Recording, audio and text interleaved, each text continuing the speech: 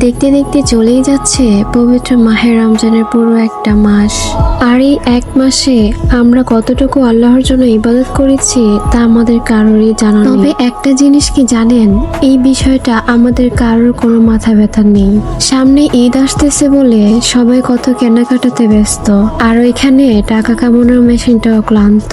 আর এখানে আমরা ঈদের মার্কেট করায় ব্যস্ত, আর ওইখানে কত মানুষের জামা পছন্দ হয় না, নিজেদের মন মতো চয়েস করে কিনে। আর এখানে কিছু কিছু মানুষের শরীর ঢাকার মতো জামা থাকে না, তাই নিজেদের ছেঁড়া জামার অংশটা দিয়েই শরীর ঢাকতে হয়। আর এইখানে রমজানের বিদায় আসতেছে বলে কবরবাসীদের কতই না হাহাকার।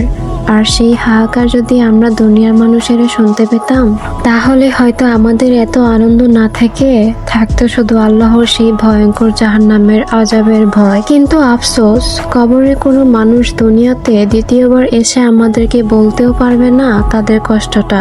আর যদি বলতেই পারতো, তাহলে কিছু কিছু বোনেরা বেপরদায় আর ছেলেরা জেনায় না পড়ে সেজদায় গিয়ে পড়তো। কথাগুলো তিতা হলেও এটাই বাস্তব।